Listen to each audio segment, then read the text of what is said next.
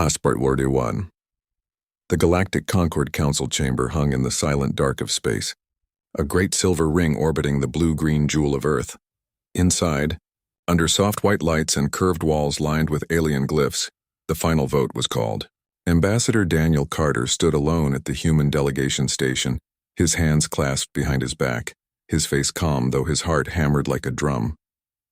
He had worn his best suit, navy blue, Earth-made, stitched by his sister back in Portland, but it felt too thin now, like paper against the cold weight of what was coming.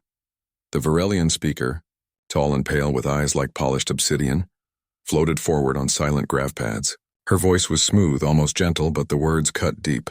The Concord finds the Terran species in violation of Articles 7, 12, and 23 of the Interstellar Conduct Accords. Repeated incidents of unsanctioned technological experimentation, cultural interference in pre-contact civilizations, and aggressive posturing near neutral zones have destabilized the peace we have maintained for 3,000 cycles. Daniel opened his mouth to speak, but the Cathari delegate, a being of segmented metal and blinking lenses, cut him off with a sharp chime. The evidence is irrefutable.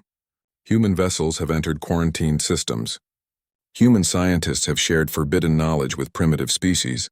Human media broadcasts have spread chaotic emotional patterns across 6 sectors. They are a contagion of unpredictability. A murmur rose from the other delegates. Avian Zarathi, gelatinous Milthari, crystalline Synth, none of them human, none of them willing to meet Daniel's gaze.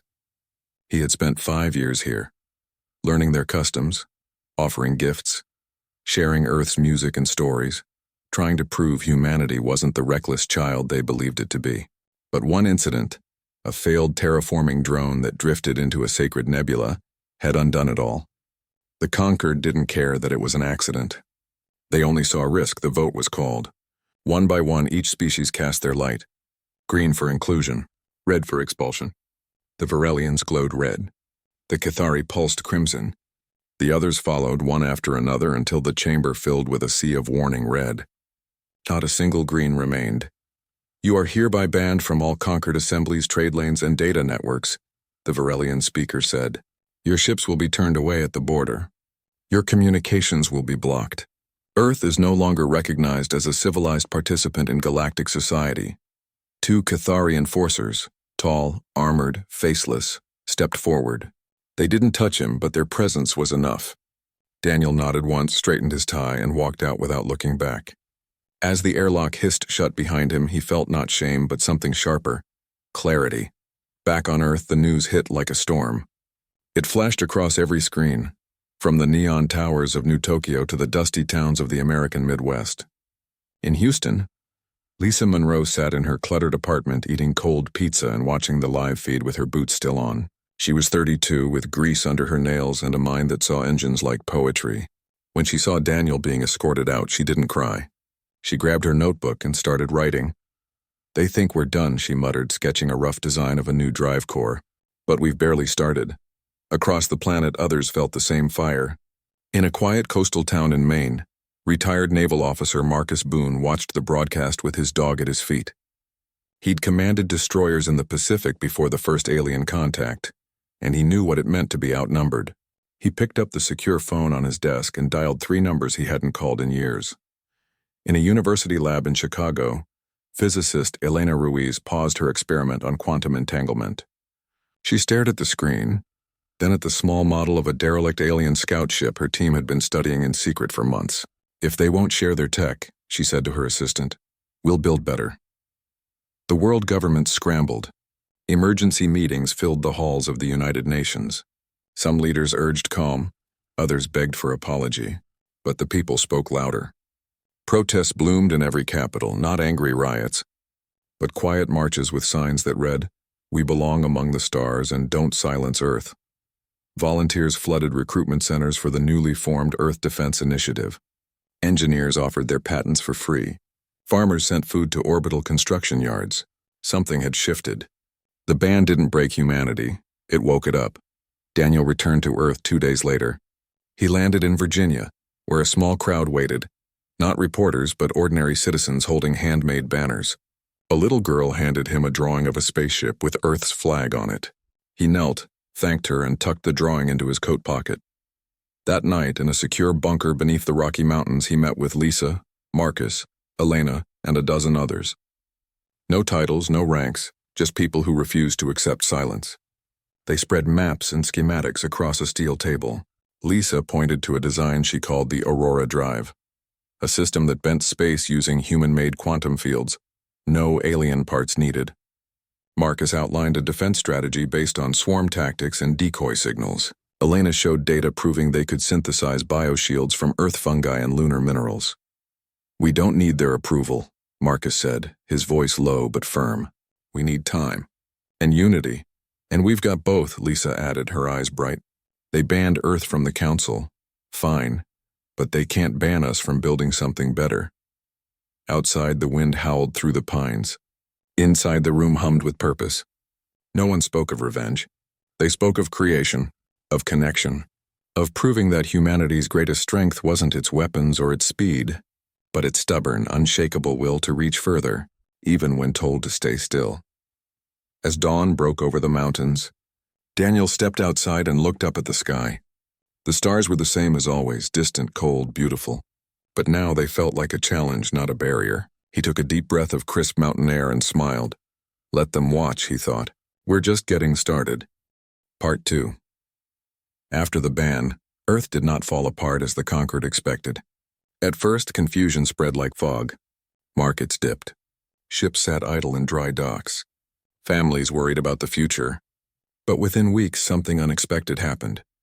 People stopped waiting for permission. They started working together. In the quiet hills outside Denver, Marcus Boone stood in a repurposed missile silo now humming with life. Wires snaked across the floor, screens blinked with data, and engineers moved with quiet urgency. This was Project Aegis, though no official document used that name. It was just a word whispered between trusted friends.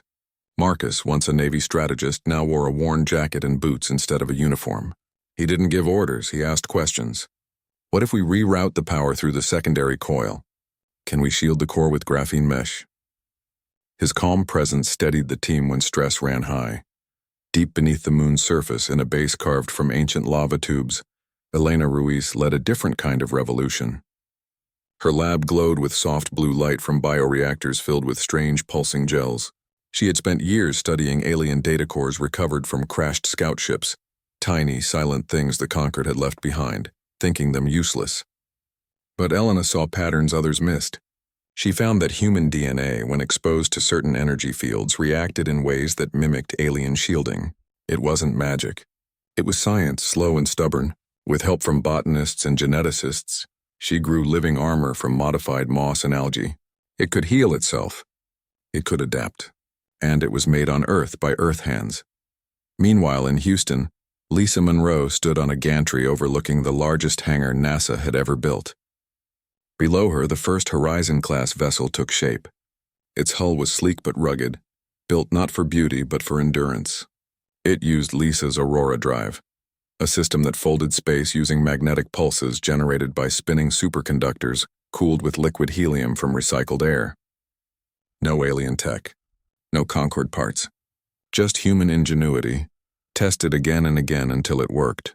She wiped grease from her cheek and smiled. She'll fly, she said to no one in particular. Not everyone agreed with this path. Some world leaders argued for surrender.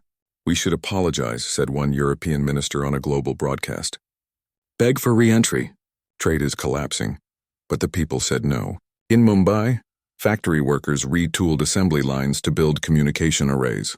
In Nairobi, students coded open-source navigation software that bypassed Concord firewalls. In Buenos Aires, pilots trained in simulators built from old cargo drones. The ban had cut off the top, but the roots grew deeper. Then came the first real test. A civilian freighter, the Dawn Chaser, carrying medical supplies to a Mars colony, was stopped by a Cathari patrol near the edge of the Sol system. The aliens demanded it turn back. The captain, a young woman named Rosa Kim, refused. We're not breaking any laws, she said over open comms, her voice steady. This is human space. The Cathari fired a warning shot that crippled her engines. But before they could board, 3 unmarked ships appeared, small, fast, painted matte black. They weren't military. They were prototypes flown by volunteers. Using decoy signals and tight formation flying, they confused the Cathari sensors long enough for the Dawn Chaser to limp to safety. The Concord called it piracy. Earth called it protection. That incident changed everything. Support for Project Aegis swelled.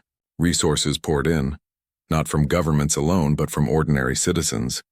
A farmer in Iowa donated his solar farm's excess power to a research hub. A retired teacher in Seoul taught alien linguistics to engineers via livestream. A group of teenagers in Lagos built a network of ground-based telescopes to track Concord movements. No one was waiting for a hero. Everyone was becoming one. On Mars, in a dusty outpost near the Valles Marineris, Jake Owens climbed into the cockpit of the first fully functional Horizon prototype. He was 26, with sun-bleached hair and hands that knew every switch by feel. He'd grown up watching Earth's ships dock at Phobos Station, dreaming of flying beyond the blockade. Now he was part of the test flight team. The ship's AI, named Willow by the engineers, spoke in a soft voice. All systems green. Ready for jump simulation. Jake took a breath. Engage. The Aurora drive whined, then hummed. Space outside the viewport seemed to stretch, then snap. In less than a second, the ship had moved 10,000 kilometers. No shaking, no tearing, just smooth, silent travel. Jake grinned. Tell Houston we're good. Back on Earth, Daniel Carter watched the test footage in a dim room with Lisa and Marcus. He didn't speak for a long time. Then he said, "They thought we'd beg. Instead we built." Lisa nodded. "And we're not done." As months passed, hidden shipyards bloomed in asteroid belts and lunar craters. Factories on Titan began producing fuel cells using methane from the lakes. On Europa, under the ice, scientists tapped geothermal vents to power deep space comms. Humanity wasn't hiding. It was preparing, the Concorde noticed. Patrols increased. Surveillance drones appeared near human outposts, but Earth didn't react with fear. It reacted with silence and speed. Messages between colonies now used quantum-entangled relays, impossible to intercept. Ships moved in unpredictable patterns guided by AI trained on centuries of naval tactics, and every person involved knew the same truth. This wasn't about war. It was about dignity. One evening, Marcus stood alone on the silo's roof looking at the stars. A cold wind tugged at his coat. He thought of his father, who'd sailed the Pacific during storms, trusting his compass and his crew. "We're doing the same thing," he murmured. Just farther out. Inside, Elena sent a message to Lisa. The bioshield held under full radiation load. "Ready for integration." Lisa replied instantly. "Good. We launched the fleet in 6 weeks. 6 weeks. Not years. Not decades. 6 weeks until the first true human-built armada would leave the Sol system. Not to fight, but to explore, to trade, to connect with others the Conquered had ignored or silenced. And as the world slept, factories hummed, engines charged, and dreams took shape in steel and light. They banned Earth from the Council. So Earth built its own future. One bolt, one line of code, one brave choice at a time. Part 3, the blockade hurt. Earth's ports grew quiet.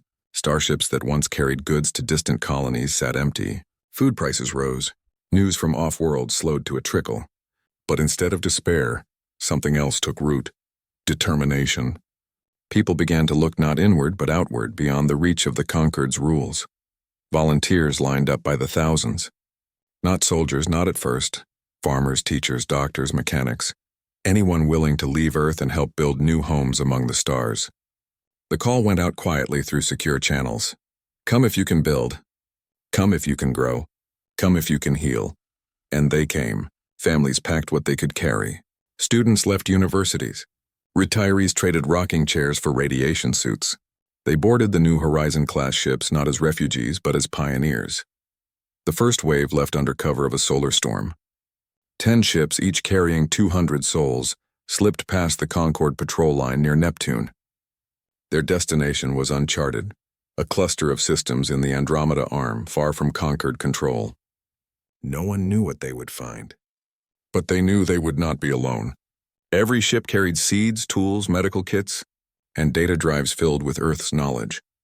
On the icy moon of Thetis 9, orbiting a gas giant with rings of violet dust, Maya Collins stepped onto the frozen surface in a thick thermal suit. She was a botanist from Oregon, with dirt still under her nails from her last Earth garden. Her team had chosen this moon because scans showed traces of ammonia and water ice, harsh but workable. Inside a pressurized dome, she planted the first seeds: wheat, potatoes, and a new strain of algae engineered to feed on methane. The soil was alien, the light dim, but Maya talked to her plants like old friends. "You'll grow," she whispered. "We all will." Within weeks, green shoots pushed through the gray regolith. By the third month, they harvested their first crop. It wasn't much, but it was theirs.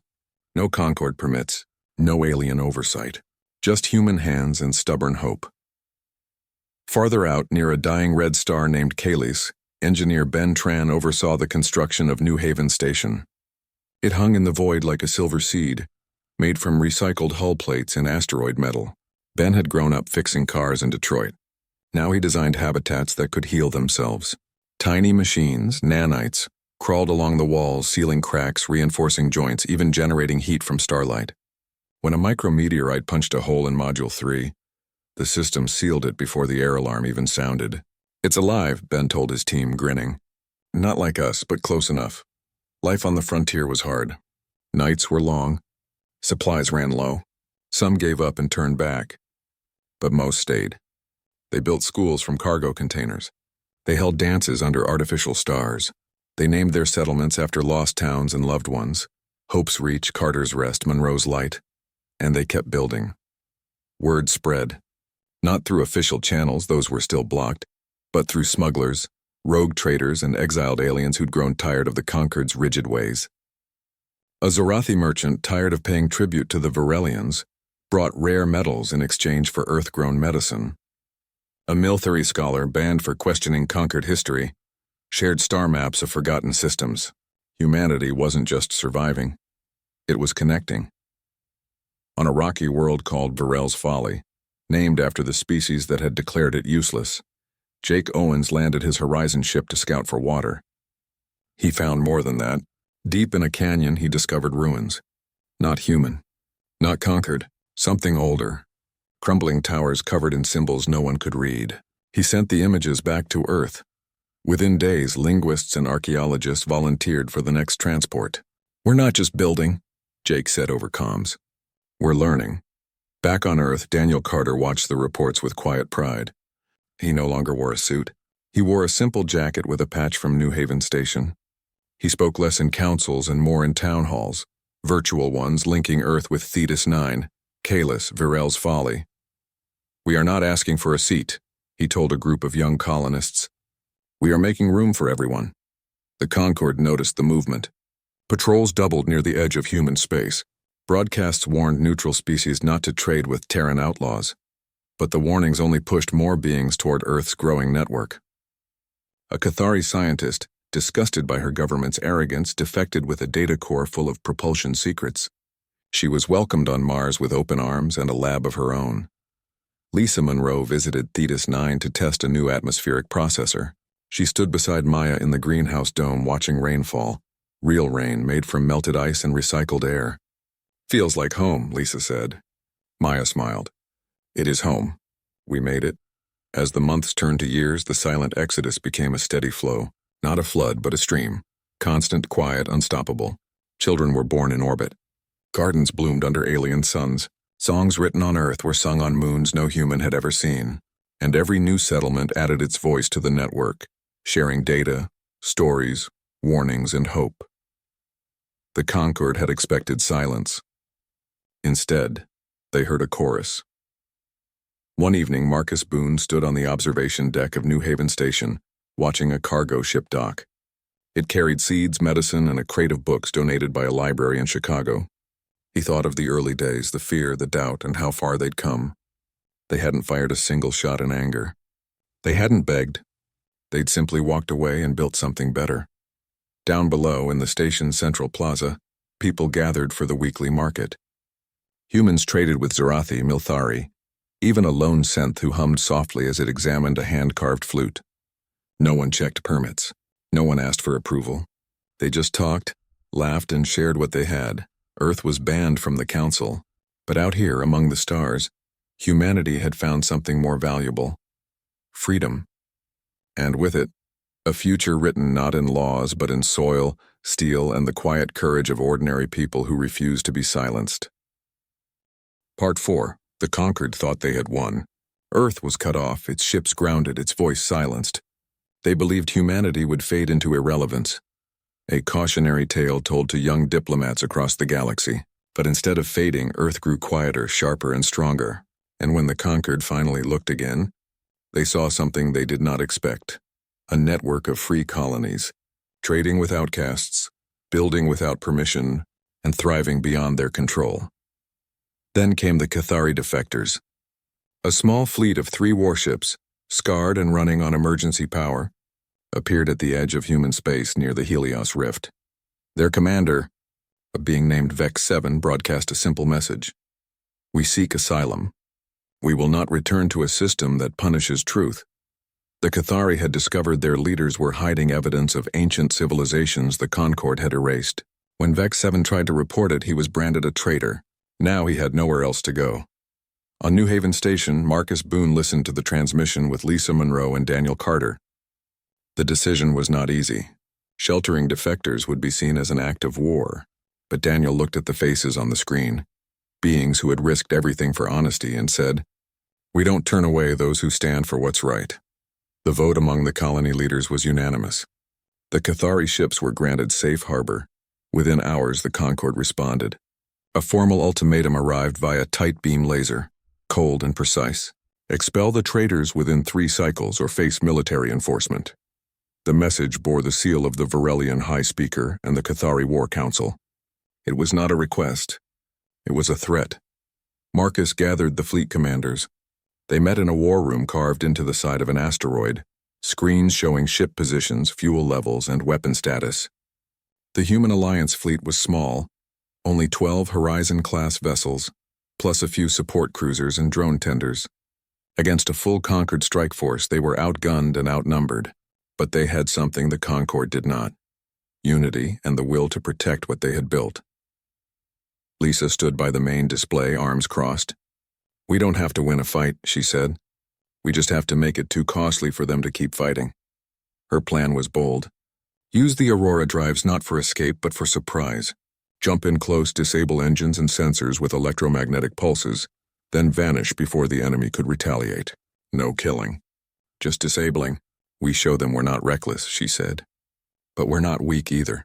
Jake Owens would lead the first wave. He'd flown every test, knew every quirk of the Horizon ships. He didn't speak much before the mission. He just checked his gear, hugged his crew, and climbed into the cockpit. Outside, the stars were calm. Inside, his heart beat steady. The Concord arrived on the 3rd day. 5 heavy cruisers, sleek and silver, flanked by 2 Cathari destroyers. They formed a wall of metal and light at the edge of the rift, demanding surrender. Marcus's voice came over open channel, calm and clear. "This is neutral space. You have no authority here. Leave peacefully or we will defend ourselves." There was no reply, only the hum of charging weapons. Then the horizons struck. One moment, space was empty. The next, human ships appeared inside the Concord formation, so close their hulls nearly touched. EMP bursts flared, silent, invisible, and the enemy cruisers went dark. Navigation failed. Shields flickered out. Alarms blared across their bridges. Before the Concord could react, the horizons jumped away, reappearing kilometers away, then vanishing again. It was like fighting ghosts. The Cathari destroyers tried to pursue, but Jake led them into a debris field near a dead comet. There, hidden drone swarms, tiny, silent, and coated in radar-absorbing material, swarmed their engines, clogging intakes and frying circuits. One destroyer spun out of control. The other retreated. In less than 20 minutes, the Concord fleet was disabled, not destroyed. No lives were lost. But the message was clear. Humanity could fight, and fight smart. Back on New Haven, tension hung thick in the air. Then a signal came through, not from the Concord, but from neutral systems. A Zorathi trader reported that the Varelian fleet had withdrawn. Another message came from a Milthari outpost. Concord patrols were pulling back from border zones. Something had shifted. The real victory wasn't in the battle. It was in what happened after. Within days, more defectors arrived. Zorathi scholars, synth musicians, even a Varelian archivist who carried proof of the Concord's hidden crimes. They came not just for safety, but because they believed in what Earth was building, a place where truth mattered, where no one was silenced for asking questions. Daniel stood on the station's main deck as the first group of newcomers stepped off their ship. He greeted them not as refugees but as partners. "You're home now," he said, and for the first time, beings from a dozen species stood together under one roof, not as subjects of a council but as equals. The Concord held emergency sessions behind closed doors. Rumors spread of arguments between the Varelians and Ketheri. Some species questioned the wisdom of provoking a species that refused to break. Others whispered that maybe the humans were right. Maybe the Concord had grown too rigid, too afraid of change. On Earth, people watched the news with quiet pride. Children drew pictures of Horizon ships protecting alien friends. Farmers sent extra grain to the colonies. Engineers worked double shifts to upgrade the fleet. No one celebrated war. They celebrated courage. Marcus walked the halls of New Haven late that night. He passed a room where Vex 7 and Elena Ruiz were comparing data on ancient star maps. In another, Lisa and a Zarathi pilot were sketching new drone designs on a shared screen. It wasn't perfect. It wasn't easy, but it was real. The Conquered had assumed humanity would crumble without their approval. Instead, Earth had become a beacon, not of power but of principle. And in doing so, it had done the one thing the Concord never expected. It had made them doubt. As Marcus looked out the viewport at the stars, he knew the fight wasn't over. But for the first time, he also knew they wouldn't face it alone. They had built more than ships and stations. They had built trust, and that, he thought, was the hardest thing in the universe to destroy. Part 5, the Concord waited for humanity to strike back. They braced for warships at their borders, for broadcasts full of anger, for demands wrapped in threats. But Earth did none of those things. Instead, from the orbital shipyards above Titan, a single message went out, open, unencrypted, sent on every frequency in every known language. It showed Lisa Monroe standing in front of a half-built station, her hands smudged with grease, her voice calm. "All species welcome. No council required, that was it. No conditions, no oaths. Just an open door. At first silence. Then slowly, the galaxy answered. A Zarathi freighter arrived at New Haven Station, carrying scholars who wanted to share their history without filters. A group of Milthari artists sent sculptures made of light and sound, asking only for a place to display them. A lone synth vessel drifted in with a cargo of rare seeds, hoping to trade for Earth-grown soil. They came not because they feared the Conquered, but because they were tired of being told what to think, where to go, and who to trust. Within months, the idea grew into something real. Representatives from 23 species met on a terraformed moon, orbiting a quiet yellow star. They called the moon New Haven, like the station because it felt right. There were no grand halls, no raised thrones, just a wide grassy field under open sky with simple tables and shared food. Humans brought bread, Zarathi brought spiced fruit. Milthari offered glowing tea that changed color with mood. They talked late into the night not about power, but about problems. How to clean poisoned worlds, how to share clean energy, how to protect young civilizations without controlling them. Daniel Carter sat among them, not as a leader, but as a listener. He wore a plain shirt and boots, the same kind he'd worn back in Portland. When it was his turn to speak, he didn't give a speech. He told a story. "On Earth we have a saying," he said. "If you can't find a seat at the table, build your own." He looked around at the faces, feathered, scaled, crystalline, human, and smiled. "But this table isn't ours. It's everyone's." The group agreed on a name that night, the Stellar Accord. Not an empire, not a council with rules carved in stone, just a promise to help each other, to listen, and to never silence a voice because it was different. Back on Earth, people watched the first Accord summit on public screens in parks and town squares. In Houston, Lisa stood with Marcus and Elena, arms crossed, quiet. "We didn't do this to beat them," she said softly. "We did it to show there's another way." Marcus nodded. "And they're seeing it." The Conquered watched too, at first with suspicion, then with something like confusion. Their spies reported no weapons being built, no armies forming, only gardens growing, ships docking, and voices rising in shared song. It made no sense to them. Power, in their view, came from control. But here was a new kind of strength, built on trust, not fear. some Concord members began to question. A young Varelian diplomat secretly contacted New Haven asking how to join. A Cathari engineer sent schematics for a clean water purifier. Unsigned. The walls were cracking, not from force, but from the quiet pull of something better. On the day of the official founding, delegates from over 60 species gathered on New Haven Moon. The ceremony was simple. Each group placed a symbol of their world into a shared circle, a stone, a feather, a data crystal, a seed. Daniel placed a small drawing, the one the little girl had given him years ago of a spaceship with Earth's flag. Then, together, they activated the first joint project, a network of deep space beacons that would broadcast knowledge freely to any who asked. No permissions needed. Afterward, as the sun set in soft gold over the hills, Daniel walked alone for a while. He thought of the day he was escorted from the Concord chamber, the shame he'd felt, the anger that followed. Now he felt neither. Only peace. They had not won by destroying the old system. They had won by making it irrelevant. Lisa found him by a quiet stream. "What now?" she asked. "We keep building," he said. "Not just ships or stations, trust, understanding. Maybe one day even the Concord will join us, not because they have to, but because they want to." Lisa smiled. "I'd like to see that." Far away on Thetis 9, Maya harvested her latest crop, wheat that grew under 2 suns, stronger than any on Earth. On Kalis, Ben Tran tested a new habitat module that could float on gas giant clouds. On Mars, Jake trained pilots from 3 species in swarm flight tactics, laughing as a Zarathi cadet accidentally flipped his simulator upside down. Earth was no longer alone. It was part of something larger, something kinder. The ban had been meant to silence them. Instead, it gave them the space to speak in a new voice, one that didn't shout but invited, one that didn't demand but offered.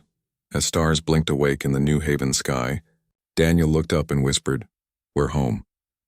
And for the first time in a long time, the whole galaxy felt a little less lonely.